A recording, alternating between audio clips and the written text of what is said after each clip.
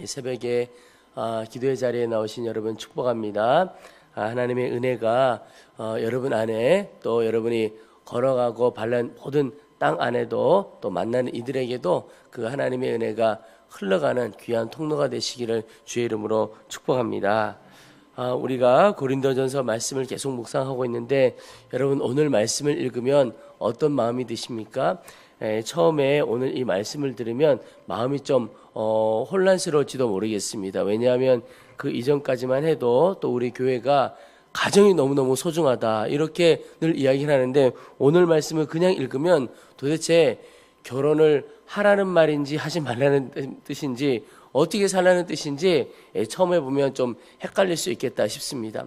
그런데 사도 바울이 이 시대의 성도들에게 이렇게 권면하고 말씀을 주시는 그 중심을, 그 마음을 잘 이해하면 좋겠다 싶습니다.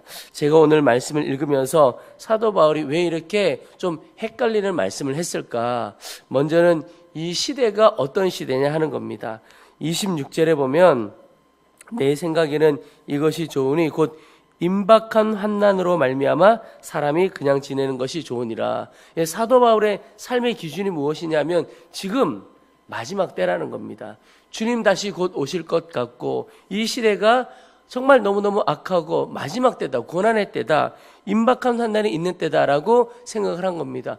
그 기준으로 보니까 이거 지금 결혼했다가 거기에 매여 살면 어떻게 하나 이런 마음이 드는 겁니다. 그래서 여러분 결혼뿐만이 아니고 우리의 삶의 모든 기준이 지금이 곧 주님 오실 때고 임박한 환난 가운데 있는 것이다. 그 기준을 가지고 살아가는 겁니다. 예수님께서도 말씀하셨죠. 주님 오시고 하나님의 심판이 임할 그때에 장가가고 시집가고 먹고 마시고 집을 사고 농사 짓고 일하고 여러분 그렇게 하는 것이 중요하지 않다는 것이 아니죠. 그런데 그 일하느라고 하나님을 바라보지 못하고 하나님께 집중하지 못하면 그 모든 일이 무슨 소용이 있냐라고 하는 것입니다. 이게 사도 바울이 보니까 시대를 보는 눈을 가지고 이때가 어떤 때인가를 바라보는 눈이 열려져서 그 기준을 가지고 살아간다면 그건 다 괜찮은 겁니다. 그 일이 우리에게 필요한 것이죠. 여러분 환난의 때에 어떤 일들이 벌어지느냐 오늘 27절에 사도 바울이 이야기하기를 내가 아내에게 매였느냐 노이기를 구하지 말며 아내에게서 노였느냐 아내를 구하지 말라. 그러나 장가가도 죄 짓는 것이 아니요 처녀가 시집가도 죄 짓는 것이 아니로되 이런 이들은 육신의 고난이 있으리니 나는 너희를 아끼노라. 이 환난의 때에 눈이 열려지지 않고 그저 시집가고 장가가고 그 일에만 매여 있다면 육신의 고난을 겪게 된다라고 하는 것입니다. 사도 바울이 아마 결혼 생활을 보니까 그때 살아가는 부부들을 보니까 너무너무 어려웠던 모양입니다. 이게 쉬운 일이 아니구나 그런 생각을 갖게 된 겁니다.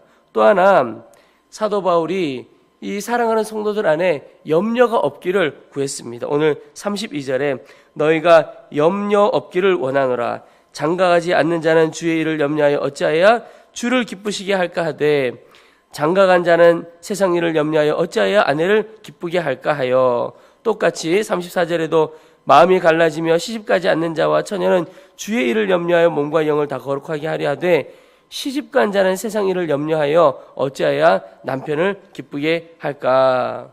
여러분 시집가고 장가가서 주님이 그 가운데 중심이 되어지지 못하면 염려 가운데 살아간다라고 하는 것입니다. 이 사도 바울의 기준은 마지막 때에 환난의 때에 어떻게 하면 주님을 기쁘시게 할까 그것이 기준이 되어지게 되는 것입니다. 32절 우리가 읽었던 말씀에 보면 이 사람들이 염려에 매여가는 삶에 대하여 사도 바울이 굉장히 안타까움을 갖게 됩니다. 사도 바울은 주님 중심으로 살기 원하는데 그것이 흔들릴 때가 너무 많다라고 하는 것이죠.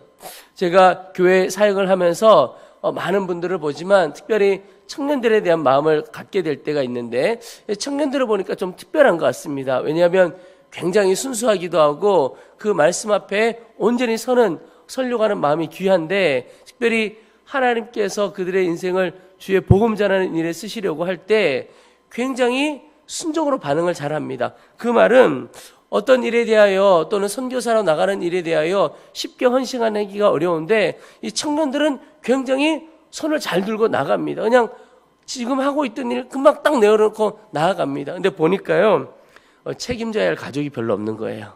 책임져야 할 가족이 없으니까 그냥 딱 손들고 나아가는 것을 보게 됩니다. 청년들의 헌신, 매인 게 없으니까 온전히 헌신하게 되는 거죠. 그런데 결혼을 하지 말라 이런 뜻이 아니고, 결혼을 하더라도 오직 주님께만 매여 있고 주님께만 속해 있고, 그 삶이 너무 중요한 것이죠. 여러분, 결혼 생활도 마찬가지입니다. 오늘 말씀 읽었던 후반절에 보면 38절에 보면, 그러므로 결혼하는 자도 잘하거니와 결혼하지 아니하는 자는 더 잘하는 것이니라.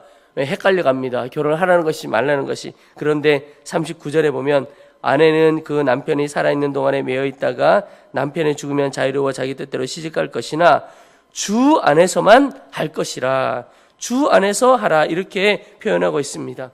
여러분, 모든 것이 주 안에서 해야 하는 것이죠. 주 안에서 하는 것이 무엇입니까? 기준이 주님이 되고 주님 위에 서서 해야 한다는 겁니다. 그 말은 오늘 말씀에 비추어 보면 우리의 영혼과 우리의 삶은 오직 주님 중심, 주님께 매여 있으면 다 괜찮다, 이런 뜻입니다. 가정도 마찬가지죠. 주님께 매여 있고 주님께서 주인 되시면 그 가정에 염려도 없고 걱정도 없게 되는 겁니다. 그런데 아무리 모든 것을 가지고 있고 다 갖추어진 것 같아도 그 가정에 주님이 중심에 있고 주님이 주인으로 좌정하지 않으시면 여전히 염려하고 걱정하고 어렵게 살아가는 겁니다. 여러분, 제가 재정에 대한 말씀을 좀 잠깐 드린 적도 있지만 부자가 오히려 염려하며 살아갈 때가 더 많습니다. 왜? 이 재정을 어떻게 지켜야 할까? 이런 염려가 많이 되어지죠.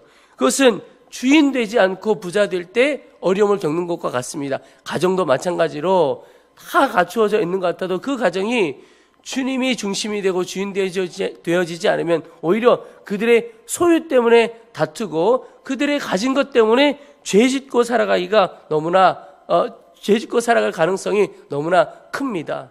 여러분, 오늘 우리의 삶에 가정에서도 또 일터에서도 우리의 삶의 전 존재에서 예수 그리스도께서 온전히 주인 되시는가? 주님 안에 나는 거하고 살아가는 사람인가? 그렇다면 걱정하고 염려할 것이 없다는 것입니다. 우리가 말씀을 시작할 때 교회를 위해서도 기도했지만 사실 우리 교회도 기도의 제목 하나입니다. 어디에서 예배하고 어떻게 살아가고 이거 별로 중요하지 않고 우리 교회가 오직 그리스도 예수 안에 주님 안에 있느냐? 그러면 그 교회는 제대로 가고 있는 거예요. 교회도 마찬가지고 한 개인의 영혼도 주 안에 있다면 그가 어디에 있든지 무엇을 하든지 주님의 역사가 있고 주의 은혜가 그 가운데 있는 것이죠. 그런데 외적으로 보기에 아무리 좋아 보이고 갖추어진 것 같아도 주 안에, 그러니까 주님 위에 딱 서 있지 않다면 흔들리기가 쉽고 무너지기가 너무너무 쉬운 것입니다.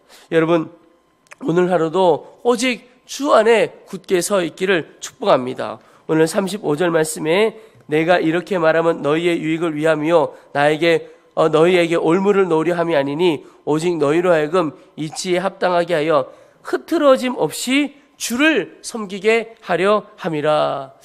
바울은요, 인생의 목적이 분명했던 사람입니다. 그저 주님 한 분이 그 인생의 목표였습니다. 그것을 위하여 이것을 할까 말까, 그의 판단의 근거, 분별의 근거는 이것이 주님 섬기는 일에 괜찮은 일이냐, 주님을 기뻐하게 하는 일이냐, 그것이 그의 삶의 기준이 되었습니다.